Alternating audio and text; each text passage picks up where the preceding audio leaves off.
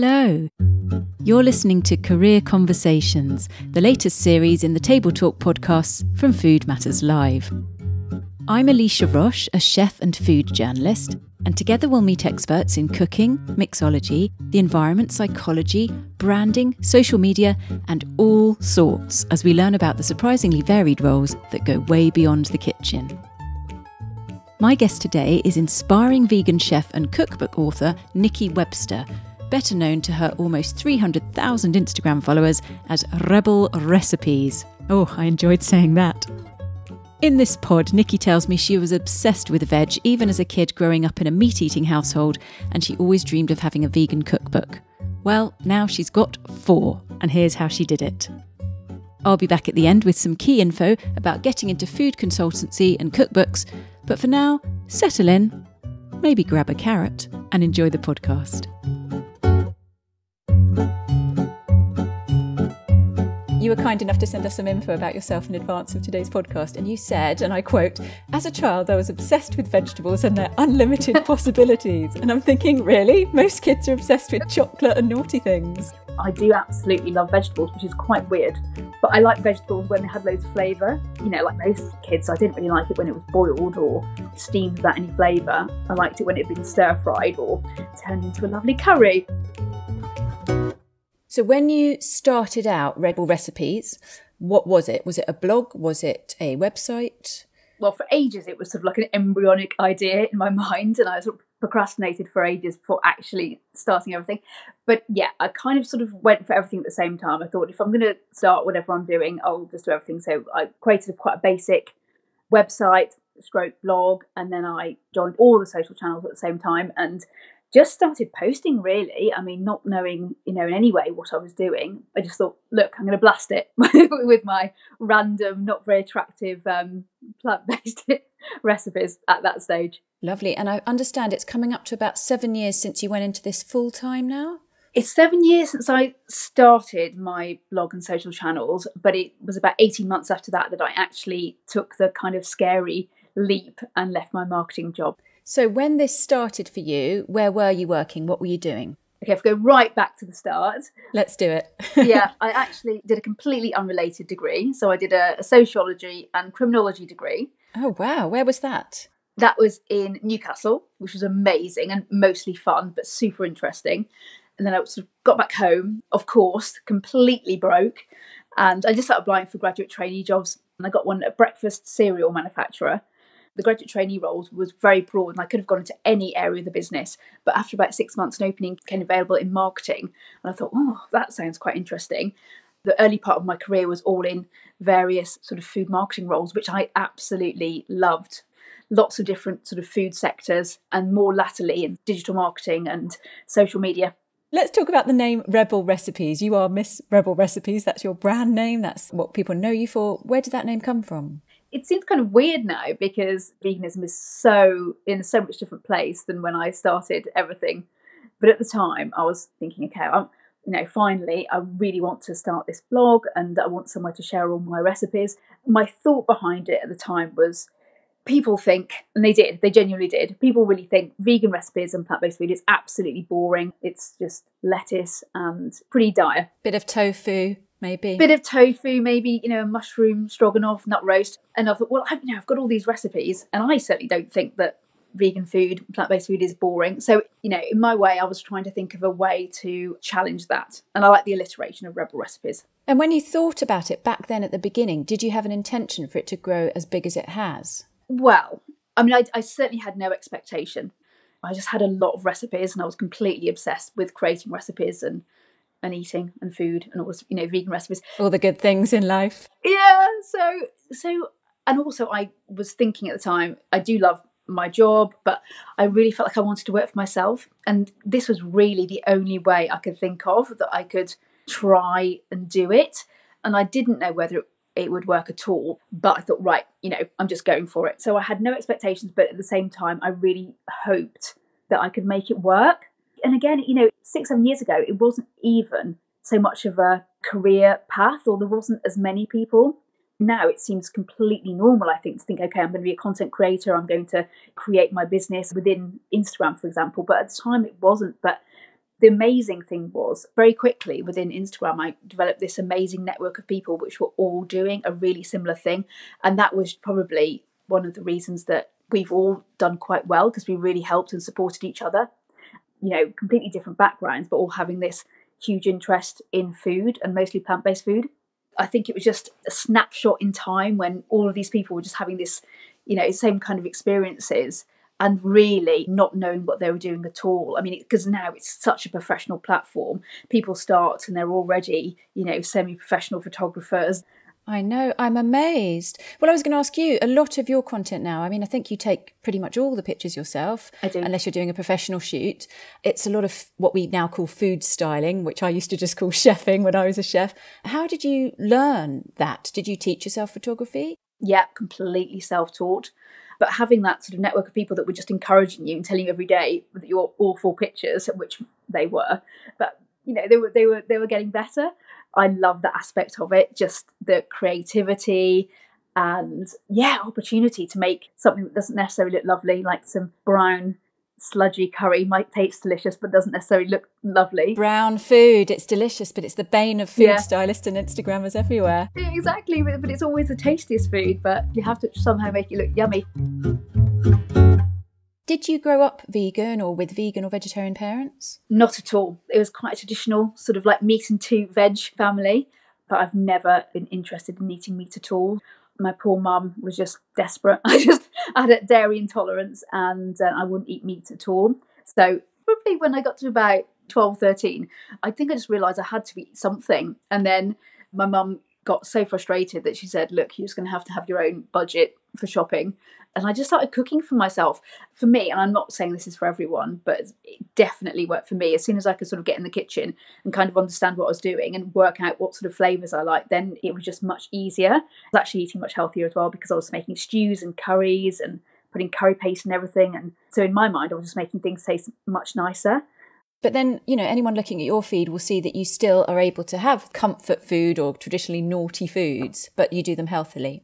I've got to say, when I first started, I think I was probably a little bit too much focused and obsessed about making everything really healthy to the detriment of flavour sometimes. And I'm much more relaxed now, because I think if you just eat as unprocessed as you can, natural, you know, home cooked food, you really can't go too far wrong. And don't be afraid of fat and salt and all those things, and frying and, you know, all those things that make things absolutely delicious. Because, you know, if you start with really good, wholesome ingredients, it's going to be good for you anyway. Let's say you're a young vegan chef and you fancy kind of following a career path a bit like yours. Do you think there's room for newcomers, or have we kind of hit peak vegan chef? I don't know. I think there's always room, because you could say that at any stage. I remember when I was maybe a couple of years in, and the publishing industry at that stage said there's no more room for any more vegan books or vegan chefs. And it just wasn't true. Then the industry exploded. I mean, I think in terms of where we're going, veganism, sustainability, seasonal eating, organic, it's only going to get more and more important, I believe. So I think there's always going to be room. What kind of brands come to you and ask to work with you? All sorts. I mean, it depends on the project. If it's sort of a collaborative project for my social channels, then it's typically plant-based and vegan foods. I'm quite picky. You know, I definitely wouldn't want to promote something that I didn't believe in wholeheartedly, or that I thought that my audience was interested in. I mean, it's already a bit of a tricky subject anyway when you're promoting something. So I just want to make sure that it really is something that I believe in. So it's typically things I love promoting are sort of ingredients, because that makes sense to me. You know, I do lots of work with Riverford, the organic veg box, because I'm a huge advocate of organic veg, because it's kind of the starting point of all my recipes, and I just think it's amazing, and I just love them as a business. So I do lots of work with them. Yeah, ingredients, things like that, fresh food ingredients. Those are things that I like to promote, and also things that I think that I want to raise awareness and, you know, promote those businesses because they're genuinely doing good things. And are you sometimes astounded when wholly inappropriate brands approach you for work? Oh, of course, especially, you know, ones that are, you know, like sort of like meat jerky or something. It's like, do you know what I do at all? Yeah, they really didn't have a look at what you did. No, you can tell it's like a, you know, copy and paste, not even your name in there. But I think that's the thing, isn't it? You hit a certain number of followers and then brands come calling. You're at around 250,000 on Instagram? 290, I think, nearly. Oh, even more. Wow. Yeah.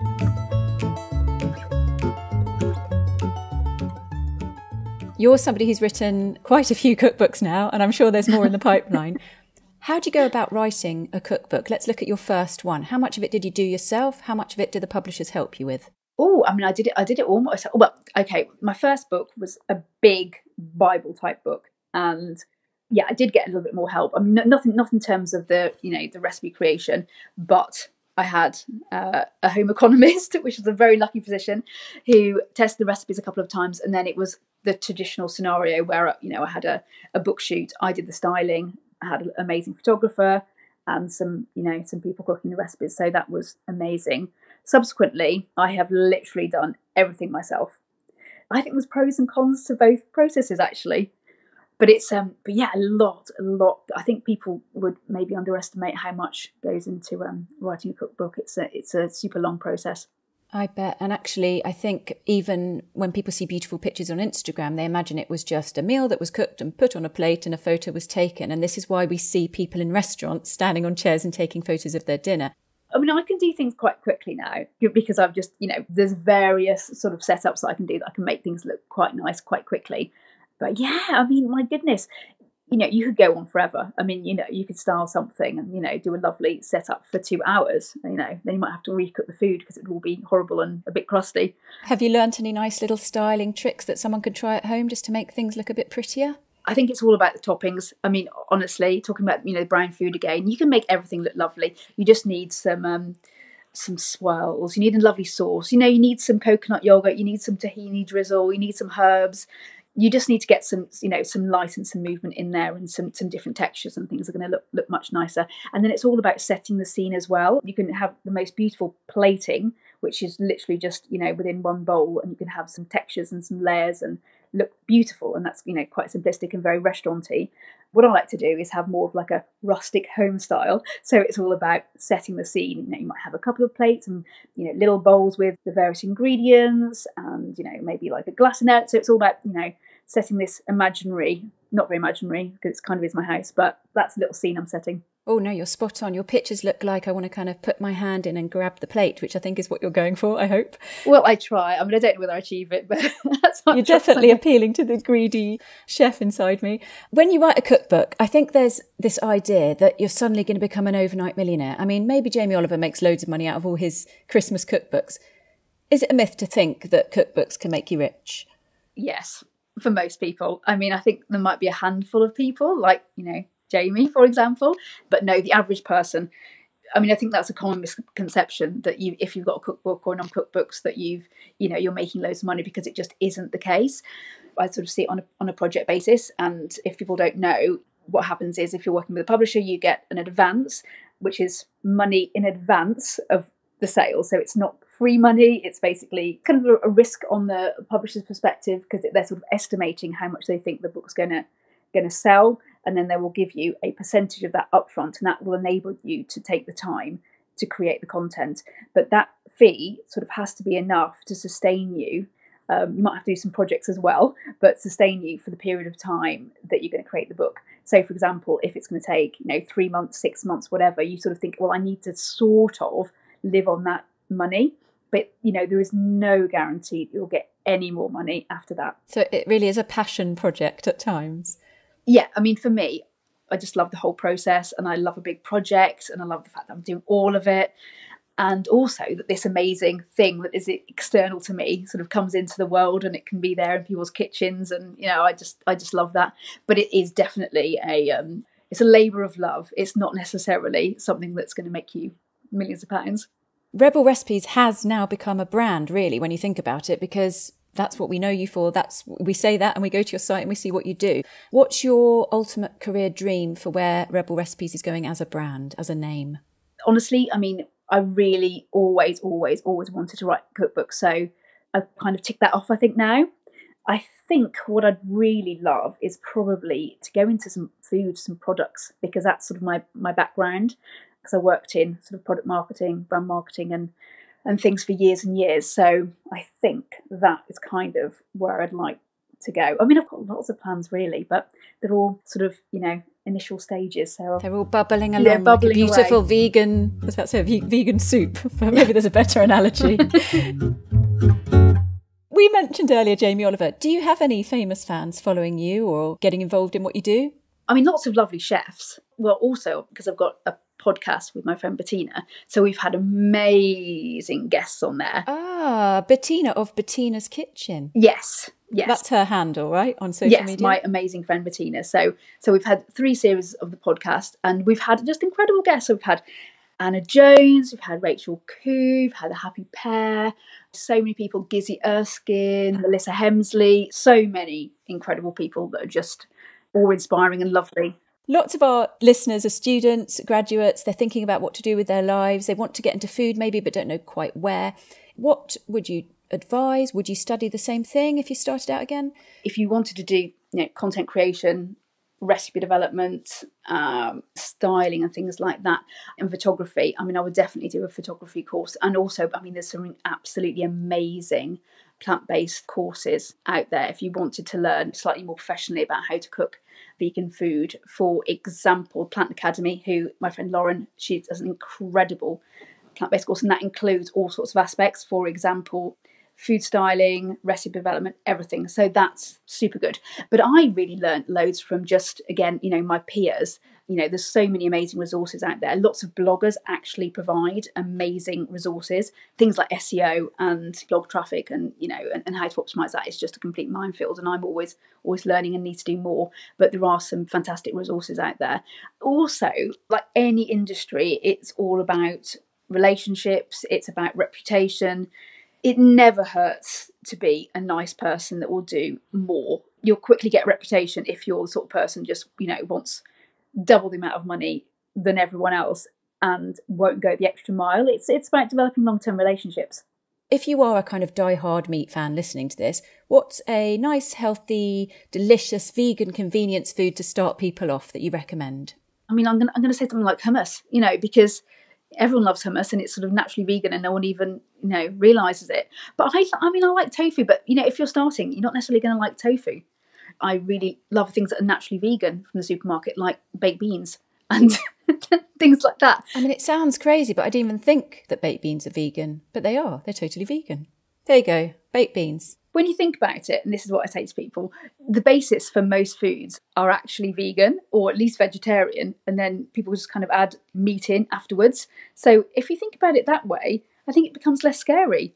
I mean, who would be scared of some like lovely tomato pasta, or who would, be scared of a curry? I mean, then people can just add some like chicken or something, but it already tastes delicious. It's yummy anyway. It is yummy anyway, and you're making me hungry, Niki.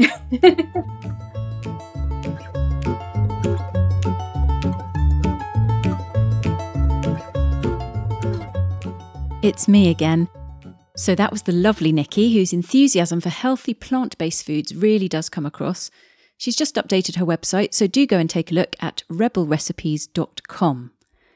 Now for the all-important information I promised you at the start. As Niki mentioned, it's taken her years to get here. So if you're just starting off as a food stylist or an assistant in recipe developing, it's okay to take the odd free job to help build up your portfolio.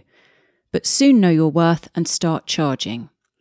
The going day rate for a food styling assistant is about £100 to £150 and can go up to £1,000 a day when you become the lead home economist on a really big brand campaign. As we discussed, writing a cookbook probably won't make you rich, but it will give you a lovely advance payment at around £14,000 depending on the publisher. Good routes in are to teach yourself as much as possible, get really good at what you do and make use of online learning by following other people working in the field you want to cook in. Niki mentioned her friend and a great friend of mine, Chef Anna Jones, who is the ultimate example of a veg-based cook doing amazing things. Her Instagram is wearefood, all with underscores in between. Thank you again so much to Niki for speaking with me, and thank you for listening. Until next time, goodbye.